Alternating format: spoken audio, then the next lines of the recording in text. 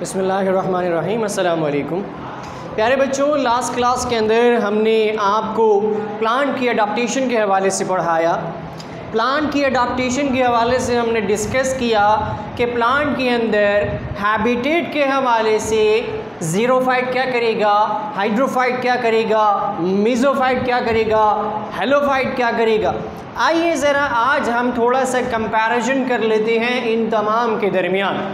तो आज हम डिस्कस करते हैं कंपैरिजन बिटवीन हाइड्रोफाइट्स, ज़ीरोफाइट्स, हेलोफाइट्स। इनके दरमियान हम क्या कर लेते हैं, थोड़ा सा कंपैरिजन कर लेते हैं। आइए ज़रा मॉर्फोलॉजिकल फ़ीचर्स के एतबार से इनको डिस्कस करते हैं। मॉर्फोलॉजी क्या होती है? याद रखिए कि आपने फर्स्ट ईयर के अंदर और 9th के अंदर मॉर्फोलॉजी को पढ़ा था। So the external study of organ in an organism is called morphology. तो मॉर्फोलॉजिकल फीचर के एतबार से हम हाइड्रोफाइट्स को पहले देखते हैं। ठीक है जी। हाइड्रोफाइट्स, ज़ीरोफाइट्स एंड हेलोफाइट्स, लीव्स सबके अंदर मौजूद है। हाइड्रोफाइट्स में क्या होगा कि लीव सब मर्ज हो जाएंगे, लीव्स आर थिन। ठीक है जी। And then much dissected while aerial leaf are large, entire of the slightly lobed। आई बात समझ में? एरियल जो लीफ होगी, यानी एरियल का मतलब एज ऑफ द लीफ, कोना। ठीक है जी। वो क्या होगा, लार्ज होगा और लोब्ड लाइक होगा, यानी थोड़ा सा घुमा हुआ होगा। ज़ीरोफाइट्स के अंदर क्या होगा, लीव्स में भी थिन। अब वहाँ पर थिन थी, यहाँ पर थिन हो गई और रिजिड हो गई। Then fleshy and leathery. Fleshy मतलब अगर हम इसको डिस्कस करते हैं तो थोड़ा सा ये आपको शाइन करती हुई नज़र आएंगी और शाइन के साथ साथ आपको थोड़ी सी कांटोनुमा स्पाइन्स की तरह से नज़र आएंगी। हेलोफाइट्स में अगर हम लीव्स को देखें तो ये थिक होंगी। आई बात समझ में? वहाँ थिन थी, यहाँ पे थिक हो जाएंगी। क्लियर हो गई बात? And then their surface are reduces, और उनकी जो सरफेस होगी वो कम हो जाएगी। बात समझ में आए? तो मॉर्फोलॉजिकली अगर हम लीव्स के स्ट्रक्चर को देखते हैं, लीफ के स्ट्रक्चर को देखते हैं हाइड्रोफाइट, ज़ीरोफाइट में, तो वो दोनों के दोनों थिन होंगी और हेलोफाइट्स में थिक हो जाएंगी। क्लियर हो गई बात? आगे चलते हैं। आगे चलकर हम ये देखते हैं कि अगर हम इसके स्टेम को डिस्कस करें, हाइड्रोफाइट, ज़ीरोफाइट एंड हेलोफाइट के स्टेम को डिस्कस करें, यानी उसके तने को डिस्कस करें, तो देयर आर, ठीक है जी, वेल डेवलप्ड अंडरग्राउंड स्टेम। इनके पास जितना भी स्टेम होगा वो बहुत स्ट्रॉन्ग होगा और राइजोइड्स अपने पास रखेगा, राइजोम्स की फॉर्म के अंदर। राइजोम्स छोटे छोटे थ्रेड लाइक स्ट्रक्चर को कहा जाता है जो उसके रूट को, स्टेम को स्ट्रेंथन कर रहे होते हैं। अच्छा जी। इसी तरह से एडवेंटिशियस रूट्स होंगी जिन्हें हम राइजोम्स के फॉर्म में कंसिडर कर रहे होते हैं और ज़मीन के अंदर वो मौजूद होंगी और वहाँ पर आपको मिल जाएंगे। एंड देन स्टेम की अगर हम बात करें ज़ीरोफाइट के अंदर तो एरियल होगा। ठीक है जी। 8 साइड पर होगा, mostly erected but with limited. ठीक है जी। इसकी मखसूस ग्रोथ होगी और इसकी जो मखसूस ग्रोथ है उसकी वजह से आप इसके अंदर और हाइड्रोफाइट्स के अंदर जो है वो डिफरेंशिएट कर सकते हैं। आइए ज़रा आगे हेलोफाइट को डिस्कस करते हैं। डेवलप एरियल पार्ट के स्टेम होगा, ब्रांच इसके अंदर मौजूद होंगे। ठीक है जी। वहाँ पर जितने भी ब्रांच होंगे उनको हम ब्रांच कंसिडर नहीं करते, वो तने बड़े लंबे लंबे होते हैं। अच्छा जी। अगर हम बात करें ज़ीरोफाइट्स के अंदर तो इसके अंदर भी कोई मखसूस स्टेम उसका मौजूद नहीं होता। ठीक है जी। और हेलोफाइट्स के अंदर भी कोई ऐसा स्टेम मौजूद नहीं होता जो कि बहुत ज़्यादा स्ट्रॉन्ग हो। हेलोफाइट्स के अंदर जब हम बात करते हैं तो एरियल स्टेम, ठीक है जी, ब्रांच फॉर्म के अंदर होगा और इसकी जो रेंज होगी वो सम टाइम सॉफ्ट होगी, सम टाइम हार्ड होगी, वुडी लाइक स्ट्रक्चर होगा और उसके अंदर वुड मौजूद होगा। इनका जो है वो बहुत ज़्यादा खोखली फॉर्म के अंदर होता है, किसका? हाइड्रोफाइट्स का। आइए ज़रा आगे चलते हैं। अब इसके तीसरे कैरेक्टर को देखते हैं जो कि रूट कहलाता है। अच्छा जी। अगर हम हाइड्रोफाइट के रूट्स को देखें तो हमें ये पता चलता है कि बहुत कमज़ोर रूट्स हैं उसको। क्यों? क्योंकि उसकी बॉडी किसके अंदर मौजूद है? पानी के अंदर मौजूद है। और इसी तरह से वो टोटली सबमर्ज होगा किसके अंदर? पानी के अंदर, वाटर के अंदर।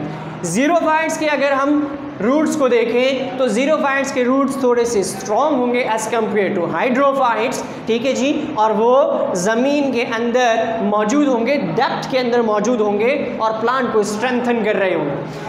अगर हेलोफाइट्स के रूट्स की बात करें तो हेलोफाइट के रूट्स को अगर हम डिस्कस करते हैं तो ये टैप रूट सिस्टम कहलाता है और ये डीपली ज़मीन के अंदर गया हुआ होता है। और इसी तरह से उसे हम जब देखते हैं तो उसके roots as compare to hydrophyte, xerophyte, halophytes के थोड़े से जो हैं वो बेहतर फॉर्म के अंदर हमें नज़र आ रहे होते हैं। आइए ज़रा आगे चलते हैं। अगर हम इसको देखते हैं आगे चलकर तो आगे हम मॉर्फोलॉजी से हटकर एनाटॉमिकल स्ट्रक्चर को देखते हैं, फीचर्स को देखते हैं। एनाटॉमी का मतलब इसे डायसेक्ट करके अब हम इंटरनल स्ट्रक्चर को पढ़ेंगे। हाइड्रोफाइट्स को अगेन देखते हैं। Plant surface are not coated, plant की जो सरफेस होगी वो कोटेड नहीं होगी वैक्सी मटेरियल से, ठीक है जी, और उसकी सिंपल कोटिंग होगी। इसी तरह से no developing of cuticles, no development of cuticles, वहाँ पर कोई भी डेवलपमेंट नहीं हो सकती क्यूटिकल्स की। ज़ीरोफाइट्स के अंदर अगर हम देखें तो कोटेड होगा, वैक्सी मटेरियल मौजूद होगा जिसे डेड सेल भी कहा जाता है। प्लांट ऑर्गन्स जो हैं उसके क्यूटिकल वेल डेवलप्ड होंगे किसके अंदर? ज़ीरोफाइट्स के अंदर। हेलोफाइट्स के अंदर ज़ीरोफाइट्स से सिमिलर होगा उसका स्ट्रक्चर और ज़ीरोफाइट जो है उसके क्यूटिकल जो हैं वो थोड़े थोड़े से एज कंपेयर टू हेलोफाइट्स थोड़े से मॉडिफाई होंगे। आगे चलिए, आगे हम चलें तो स्टेमेटा की हम बात कर लेते हैं। तो स्टेमेटा याद रखिए कि तीनों के अंदर मौजूद होगा। स्टेमेटा हाइड्रोफाइट में भी मौजूद होगा, ज़ीरोफाइट्स में भी मौजूद होगा और हेलोफाइट के अंदर भी मौजूद होगा। अच्छा, लेकिन जब हम बात करते हैं किसकी? हाइड्रोफाइट्स की, तो हाइड्रोफाइट्स के अंदर स्टेमेटा आर ईदर एब्सेंट और when present they are restricted on the upper surface of the leaf. Stomata इनका सनकिन नहीं होगा जो कि सक करता हो किस मटेरियल को, जिसे उसे बाहर निकालना। देखिए कुछ हाइड्रोफाइट्स के अंदर मौजूद होगा, कुछ के अंदर मौजूद नहीं होगा। इसी तरह से ज़ीरोफाइट्स के अंदर स्टेमेटा जो है वो सनकिन फॉर्म के अंदर मौजूद होगा, प्रेजेंट होगा लोअर सरफेस पर। अच्छा जी, इसी तरीके से अगर हम बात करें हाइड्रोफाइट की तो स्टेमेटा आर ईदर सनकिन और lie at near the level of the water, ठीक है जी, और वो उसके अंदर वाटर की जहाँ पर वाटर होगा वहाँ पर भी मौजूद होगा। और उसी के साथ साथ अगर हम देखें इसके अंदर तो इसके अंदर मौजूद होगा स्टेमेटा। स्टेमेटा क्या करेगा? ट्रांसपायरेशन के प्रोसेस को या गटेशन के प्रोसेस को मददगार साबित होगा। गार्ड सेल की मदद से वो ट्रांसपायर करेगा, रिमूवल करेगा मटेरियल को जो कि उसके अंदर आया है, मौजूद है। स्टेम की अगर हम बात करें तो स्टेम एंड अदर प्लांट्स, ठीक है जी, पार्ट जो होंगे वो transfer by air cavity maintain करेंगे, एयर कैविटी को मेंटेन करेंगे, जबकि यहाँ पर ज़ीरोफाइट्स के अंदर जो एयर कैविटी होगी वो क्या हो जाएगी? एब्सेंट हो जाएगी। आई बात समझ में? और अगर हम इसे बात करें हेलोफाइट्स की तो जैसे यहाँ पर मौजूद है कि एयर कैपेसिटी कम हो जाएगी, यहाँ पर भी एयर कैपेसिटी कम हो जाएगी। आइए ज़रा आगे चलते हैं। आगे चल के अगर हम जाइलम की बात कर ले तो जाइलम क्या होगा? The xylem and the other woody. अच्छा जी, देन जब हम बात करेंगे जाइलम की तीनों के अंदर तो जाइलम क्या करेगा? याद रखिए कि जाइलम और फ्लोएम दो चीज़ें करता है। जाइलम वाटर को, सॉल्ट को लेकर जाएगा, ठीक है जी, कंडक्ट करेगा वाटर को, जबकि फ्लोएम मिनरल्स को कंडक्ट करेगा और उसके बाद वो नीचे पहुंचाएगा, ये ऊपर पहुंचाएगा। जाइलम वुडी यानी कि थोड़ा सा स्ट्रेंथन फॉर्म में होगा और टिश्यूज़ को डेवलप कर रहा होगा, जबकि यहाँ पर अगर हम बात करें किसकी? ज़ीरोफाइट्स की, तो हाईली डेवलप्ड होगा किसका? जाइलम। बात समझ में आ गई? किसका? ज़ीरोफाइट्स का। हेलोफाइट्स का जो जाइलम होता है वो बहुत ही ज़्यादा पुअर होगा और उसके अंदर कोई भी ऐसी एक्टिविटी नहीं होगी जिसकी वजह से उसके प्लांट को स्ट्रेंथन किया जा सके। मैकेनिकल टिश्यूज़ जो होंगे जिसके अंदर इसके जाइलम, फ्लोएम, कैम्बियम तमाम के तमाम शामिल हैं, एक्सट्रीमली रिड्यूसेस और नॉट एट ऑल डेवलप। इसके अंदर जो टिश्यूज़ होंगे हाइड्रोफाइट्स के अंदर, वो टिश्यूज़ यानी कि आपके epithelial tissues, connective tissues, supporting tissues उसमें बहुत ज़्यादा काम नहीं कर रहे होंगे, जबकि यहाँ पे मैकेनिकल टिश्यूज़ जो होंगे वो बहुत ज़्यादा वर्क कर रहे होंगे, मौजूद होंगे, कोडेड फॉर्म के अंदर मौजूद होंगे। और अगर हम हेलोफाइट्स की बात करें तो मैकेनिज्म टिश्यूज़ का जो होगा वो वेल डेवलप्ड हो रहा होगा किसके अंदर, मैकेनिकल टिश्यूज़ के एतबार से। आई बात समझ में? अगर हम बात करें किसकी, हाइड्रोफाइट्स की, तो हाइड्रोफाइट्स के जो ऑर्गन होते हैं वो ऑर्गन यानी कि तमाम के तमाम ऑर्गन ऐसे होंगे एक्सटर्नली कि वो अपने पास थोड़े थोड़े से हेयर लाइक स्ट्रक्चर रखेंगे। क्यों? क्योंकि वो वाटर के अंदर उनको सपोर्ट चाहिए होता है। अगर हम बात करें किसकी, ज़ीरोफाइट्स की, तो ग्लैंडुलर हेयर्स मौजूद होंगे यहाँ पे जो कि सेक्रेटरी ऑर्गन के फॉर्म में काम कर रहे होंगे। और यहाँ पे सेक्रेटरी ऑर्गन आपके जो होंगे वो फाउंड हो रहे होंगे, प्रेजेंट हो रहे होंगे प्लांट के अंदर। क्यों? क्योंकि सेक्रेशन प्लांट के लिए ज़रूरी है। अब सेक्रेशन क्यों ज़रूरी है? सेक्रेशन इसलिए ज़रूरी है क्योंकि प्लांट को भी एक्स्ट्रा अनवांटेड टॉक्सिक मटेरियल को बॉडी से रिमूव्ड आउट करना होता है। जब वो बॉडी से रिमूव्ड आउट नहीं करेगा तो उस प्लांट का मेटाबॉलिज्म क्या हो जाएगा, डिक्रीज़ हो जाएगा। इसीलिए उसको क्या करना पड़ता है कि अपने पास या तो सनकिन स्टोमेटा रखना पड़ता है या फिर उसे ऐसा मटेरियल रखना पड़ता है कि जिससे वो अपने मटेरियल को, जो टॉक्सिक मटेरियल है, उसे रिमूव आउट कर सके बॉडी से बाहर। इस टॉपिक को हम यहीं ब्रेक करेंगे, यहीं ख़त्म करेंगे।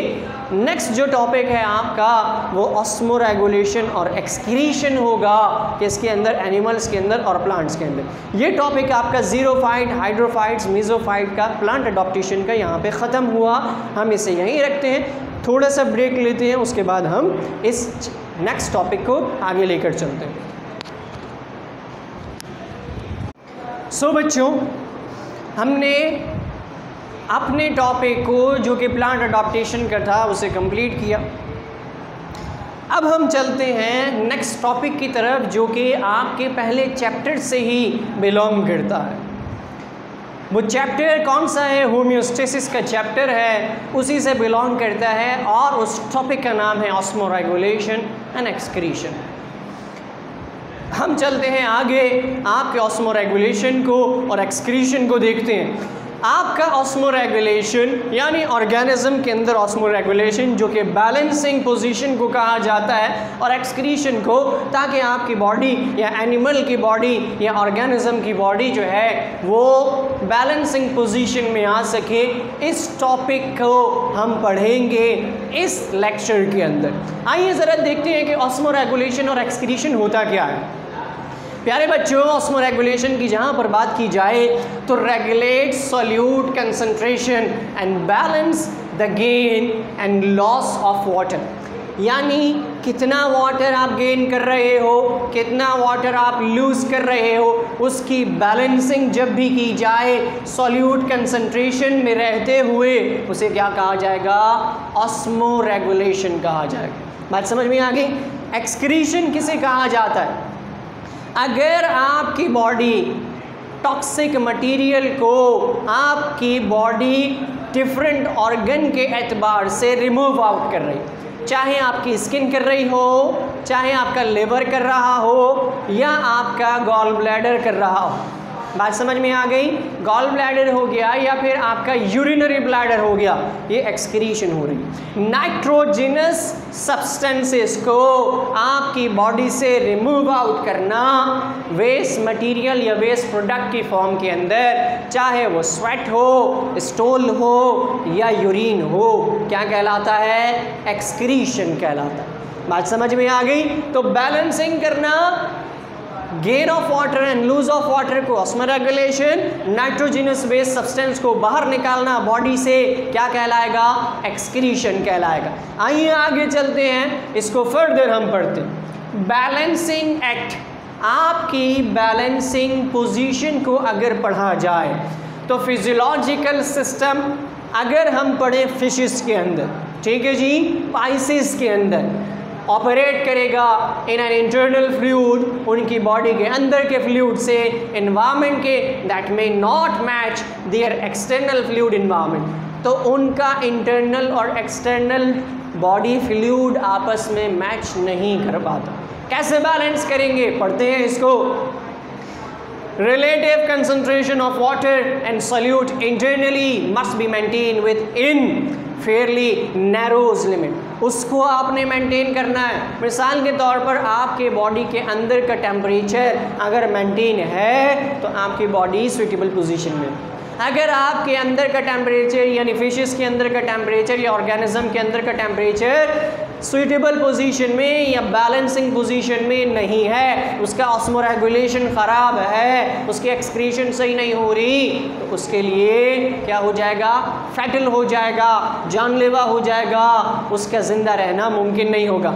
इंटरनल एनवायरनमेंट इन्फ्लुएंस प्रेशर डालता है, ठीक है जी, अंदर की एनवायरनमेंट किस पर, एक्सटर्नल एनवायरनमेंट पर, ताकि उसको बैलेंस किया जा सके। बात समझ में आई? आइए आगे चलते हैं।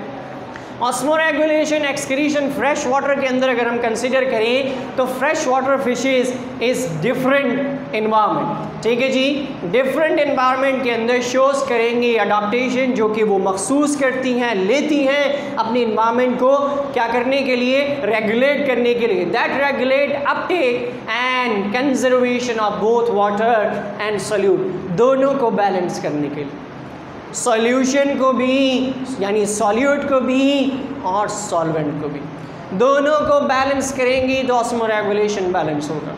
अगर अंदर ज़्यादा हो गया तो वो एक्सक्रीट कर देंगी बाहर, आई बात समझ में, अगर बाहर ज़्यादा है तो उसे इनटेक कर लेंगी ताकि अंदर की एनवायरनमेंट क्या हो सके, बैलेंस हो सके। आइए ज़रा हम देखते हैं इसे, नेक्स्ट आगे चलते हैं। ऑस्मोसिस एंड ऑस्मोलैरिटी क्या होती है? ऑस्मोसिस हम पढ़ चुके हैं। ऑस्मोसिस में क्या है, movement of molecules from the region of higher concentration to the region of lower concentration, movement हो रही है मॉलिक्यूल्स की ऊपर से नीचे तक, बात समझ में आ गई। और ऑस्मोलैरिटी के अंदर हम क्या पढ़ेंगे, आइए ज़रा बात करते हैं। Cell require a balance between uptake and lose of water, पानी का अंदर आना और पानी का बाहर जाना, जिसमें हमने हाइपरटोनिक पढ़ा था, आइसोटोनिक पढ़ा था, हाइपोटोनिक पढ़ा था। ज़्यादा हो जाएगा तब भी नुकसान, कम हो जाएगा तब भी नुकसान, बैलेंस करना है।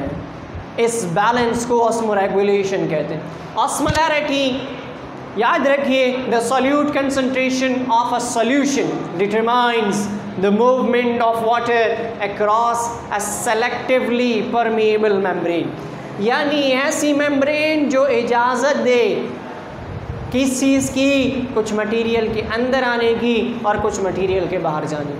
हर मटेरियल ना तो अंदर आ सके ना बाहर जा सके।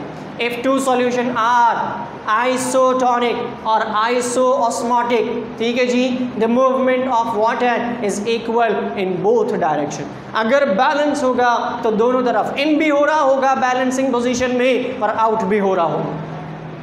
If two solution differ in osmolarity, ठीक है जी, the net flow of water is from the hypoosmosis to the hyperosmosis solution।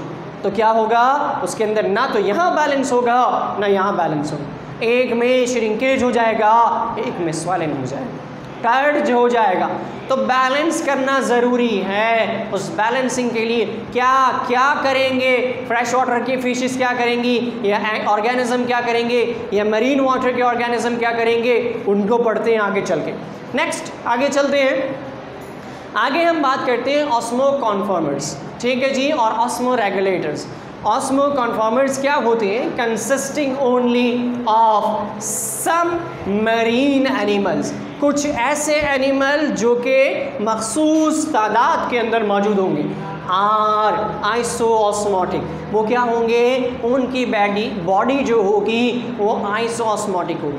Iso-osmotic means कि उनकी बैलेंसिंग पोजीशन बैलेंस होगी। वो वाटर को रिमूव आउट भी कर रहे होंगे और इनटेक भी कर रहे होंगे, यानी गेन भी कर रहे होंगे और लूज भी कर रहे होंगे। जब वो दोनों इन चीज़ों को बैलेंस कर रहे होंगे तो उनकी बॉडी, यानी वो अपने बॉडी के टेम्परेचर को मेंटेन कर सकते हैं with their surrounding and do not regulate their osmolarity, और उसी वजह से वो रेगुलेट नहीं कर पा रहे होंगे अपनी ऑस्मोलैरिटी।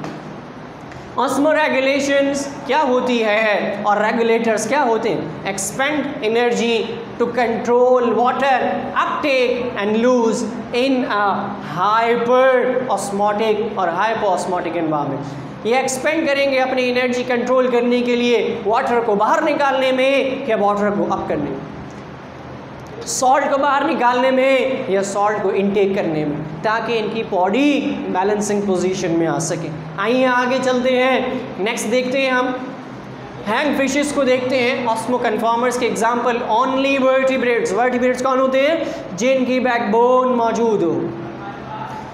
ऐसे ऑर्गेनिज्म जिनके पास बैकबोन हो क्या कहलाते हैं?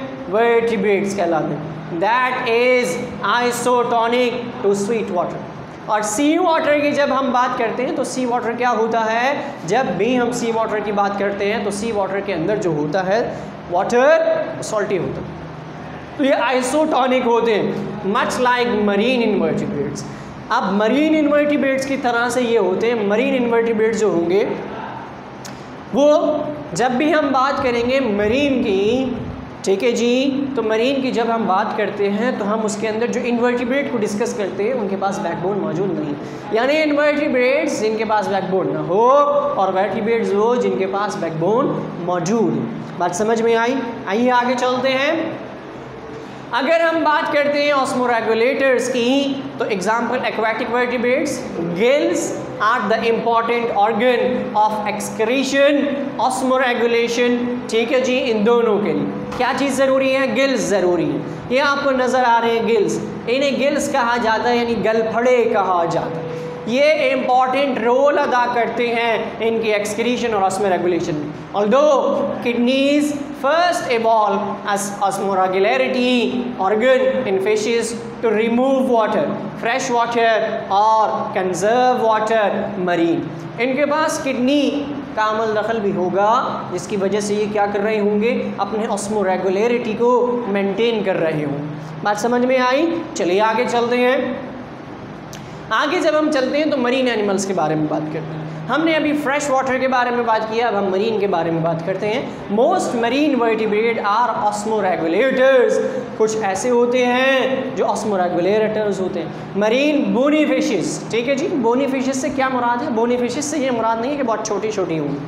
बोनी फिशेस से मुराद जिनके पास बोन, ठीक है जी, यानी एक ऐसी फिशेस होती हैं जो बोनी कहलाती हैं और एक ऐसी होती हैं जो कार्टिलेजियस कहलाती हैं, जिनकी बोन सॉफ्ट होती। Marine bony fishes are hypoosmotic to sea water, ठीक है जी। बात समझ में आ गई? यहाँ पे सॉल्ट पोजीशन जो है वो ज़्यादा होगी। They lose water by osmosis. अब वो वाटर को लूज कर रहे हैं, gain salt bye diffusion and form food. क्यों? क्योंकि बाहर सॉल्ट ज़्यादा है, बॉडी के अंदर लाएंगे तो बैलेंस हो जाएगा। आइए आगे। They balance water lose by drinking sea water, ठीक है जी, एंड एक्सक्रीटिंग सॉल्ट। ये वाटर को इनटेक भी करेंगी और सॉल्ट को रिलीज भी कर रही है। क्लियर होगी बात? आइए आगे। अगर हम बात करें कि इनकी मरीन फिशेस की ऑस्मोरेगुलेशन के हवाले से, तो आप ये देखिए आपके सामने की नज़र आ रही है, ठीक है जी। लाइट ब्लू वाटर को कंसिडर किया जा रहा है और डार्क ब्लू जो है वो सॉल्ट को कंसिडर किया जा रहा है। इसका मतलब ये है कि ये वाटर और सॉल्ट दोनों को इनटेक कर रही है फ्रॉम माउथ। क्लियर हो गई बात? ठीक है जी। Which means gain of water and salt ions from the food. ये खाने के ज़रिए वाटर को और सॉल्ट को दोनों को इनटेक कर रही है। Gain of water and salt from drinking sea water. पानी भी इनटेक कर रही है तो उसके अंदर भी सॉल्ट और वाटर को इनटेक कर रही है। अब इसके जो गिल्स हैं, क्लियर हो गई बात, जिन्हें उर्दू में गलफड़े कहते हैं। गिल्स क्या कर रहे हैं, excretion of salt ion from gills, ये एक्सक्रीशन कर रहे हैं सॉल्ट आयन की। क्लियर हो गई बात। इसी तरीके से अगर हम बात करें किसकी, osmotic water lose through gills and other part of the body surface, और अपनी बॉडी सरफेस से ये क्या कर रहे हैं, वाटर को लूज कर रहे हैं। अब एक्सक्रीशन कर रहे हैं किस चीज़ की, सॉल्ट ऑयन की, small amount of water in scanty urine from kidney. अब किडनी के ज़रिए भी ये क्या कर रहे हैं, रिमूव आउट कर रहे हैं किसे, उस टॉक्सिक वाटर को जो इनके लिए नुकसानदेह हो रहा है। बात समझ में आई, गेन कर रहे हैं और उसके बाद लूज कर रहे हैं, जितना चाहिए उसे बैलेंस कर लिया और बाकी को रिमूव आउट कर दिया। आगे चलते हैं, आइए ज़रा फ्रेश वाटर एनिमल्स को डिस्कस करते हैं। A different from of osmoregulator, ये थोड़े से डिफरेंट होंगे किससे, ऑस्मोरेगुलेटर से। Fresh water animals constantly take in water by osmosis from their hypoosmotic environment. ठीक है जी, अब इनके जो इन्वायरमेंट है उसमें से ये वाटर को इनटेक करें, they lose salt bye diffusion. ठीक है जी, ये डिफ्यूजन के ज़रिए सॉल्ट को रिमूव आउट कर रहे हैं, and maintain water balance bye excreting large amount of dilute urine. ये ज़्यादा से ज़्यादा यूरिन को क्या कर रहे होंगे, रिमूव आउट कर रहे होंगे। क्यों, क्योंकि अपने बॉडी को बैलेंस कर सकें। Salt lost by diffusion are replaced in food and by uptake across the gills, और फूड के ज़रिए उसे रिप्लेस कर रहे होंगे और गिल्स के ज़रिए उसके इर्द गिर्द उसे अपटेक कर रहे होंगे। आइए आगे चलते हैं।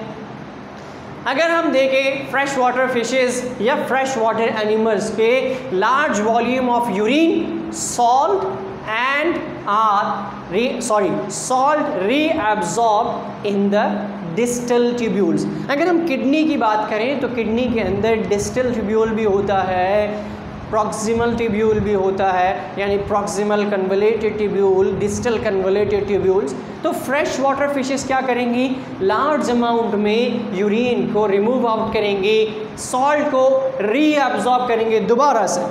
ठीक है जी, ताकि उनकी बॉडी बैलेंस हो सके। कहाँ पर एब्जॉर्ब करेंगी, डिस्टल ट्यूब्यूल में, यानी कि बॉडी किडनी के अंदर जो नेफ्रॉन का स्ट्रक्चर है वहाँ पर। आइए आगे चलते हैं,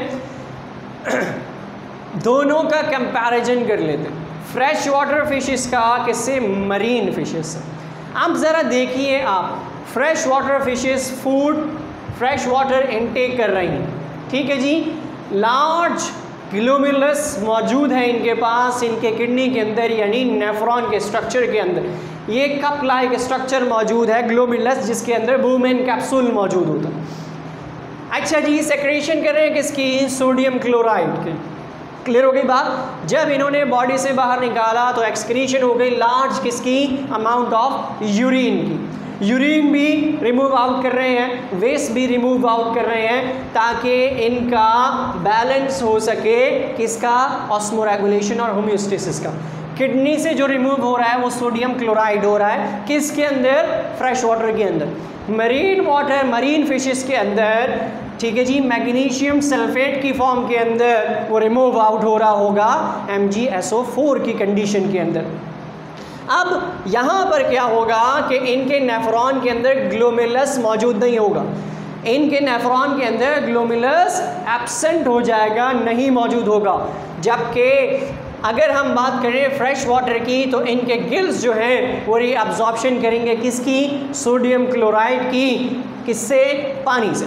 देन अगर हम बात करें किसकी, आपकी मरीन वाटर की और मरीन फिशेस की, तो उनके स्टमक के अंदर पैसिव रीअब्जॉर्प्शन हो रही होगी किसकी, सोडियम क्लोराइड। इनकी बॉडी से यूरिन भी और किडनी के ज़रिए यूरिन एक्सक्रीट आउट हो रहा होगा, जैसे उनके अंदर मौजूद हो रहा है। एक्सक्रीशन ऑफ मैग्नीशियम सल्फेट, ठीक है जी, बाय यूरिन, यूरिन के ज़रिए ये क्या कर रहे होंगे, उसे रिमूव आउट कर रहे होंगे। जबकि ये किसकी फॉर्म के अंदर कर रहे होंगे, सोडियम क्लोराइड की फॉर्म के अंदर रिमूव आउट कर रहे होंगे। तो दोनों का कंपैरिजन अगर हम देखें तो दोनों का कंपैरिजन देखने के लिए हमें ये पता चल गया कि इसके पास ग्लोमेरुलस मौजूद है, इसके पास ग्लोमेरुलस इसके नेफ्रॉन में मौजूद नहीं है, जबकि इसकी एक्सक्रीशन जो किडनी से हो रही है वो सोडियम क्लोराइड की फॉर्म में हो रही है और इसकी जो हो रही है वो मैग्नीशियम सल्फेट की फॉर्म के अंदर हो रही है। अगर हम बात करें इसकी किडनी की तो ये डाइल्यूट यूरिन को प्रोड्यूस कर रही है, और अगर हम बात करें इसकी किडनी की तो ये एक्सक्रीशन कर रही है डाइल्यूट यूरिन की, और ये लिटिल यूरिन को क्या करेगी, रिमूव आउट करेगी अपनी बॉडी से, ताकि इसका बैलेंस जो है वो मेंटेन हो सके इन दोनों के एतबार से। आइए आगे चलते हैं। Marine bony fishes, bony fishes से मुराद क्या है? बोनी फिशेस से मुराद ये जिनके पास बोन्स मौजूद हैं, ठीक है जी। एक होती है कॉन्ड्रियोसाइड्स, एक कहलाती हैं ऑस्टियोसाइड्स। मरीन बोनी फिशेस आर हाइपोऑस्मोटिक, ठीक है जी। अब इनके अंदर क्या होगा, बाहर की जो कंसंट्रेशन है वो ज़्यादा compared with their environment. Clear हो गई बात? Their kidney have small glomeruli and some lack glomeruli entirely, और उनके किसी के पास ग्लोमेरुलस होगा और किसी के पास ग्लोमेरुलाई होगा ही नहीं, जिससे उनकी क्या हो रही है, एक्सक्रीशन हो रही। फिल्ट्रेशन रेट जो होगा वो लो होगा किसमें, मरीन बोनी फिशेस में, and very little urine is excreted. याद रखिए मरीन फिशेस जो बोनी फिशेस होंगी वो उनका फिल्ट्रेशन का रेट बहुत स्लो होगा और बहुत कम यूरिन को वो एक्सक्रीट आउट करेंगे। बात समझ में आ गई? क्लियर हो गई बात यहाँ तक? आगे चलिए। अगर हम देखें उन एनिमल्स को जो कि बोनी फिशेस कहला रही हैं, marine bony fishes live in water more concentrated than body fluid. बात समझ में आ गई? Fishes tend to lose water and gain salt. ये क्या करेंगी मरीन बोनी फिशेस? याद रखिए ये फिशेस लॉस करेंगी वाटर को और गेन करेंगी किसको, सॉल्ट को, ताकि इनकी बॉडी बैलेंसिंग पोजीशन में रह सके। इनफ्लो एंड आउटफ्लो की अगर हम बात करें तो सॉल्ट को इन किया और वाटर को आउट किया, बॉडी से बाहर निकाला। सॉल्ट आउट हुआ, एक्टिव ट्रांसपोर्ट हुआ बाय गिल्स। इनके गिल्स ने एक्टिव ट्रांसपोर्ट किया।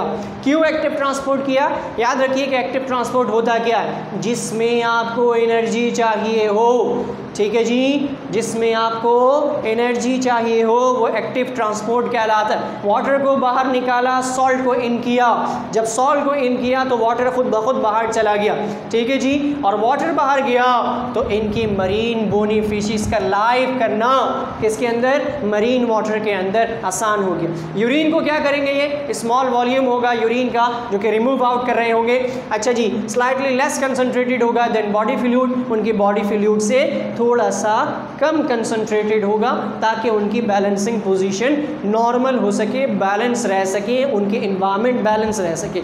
आज हम इस लेक्चर को यहीं पर रोकते हैं, यहीं पर इख्तिताम करते हैं। नेक्स्ट जब हम आएंगे तो हम कार्टिलेजियस फिशेस को डिस्कस करेंगे और फिर उसके बाद हम उनके फ्लो चार्ट को डिस्कस करेंगे। आज हम यहीं तक रखते हैं, नेक्स्ट क्लास में आपसे मुलाकात होगी। अल्लाह हाफ़िज़।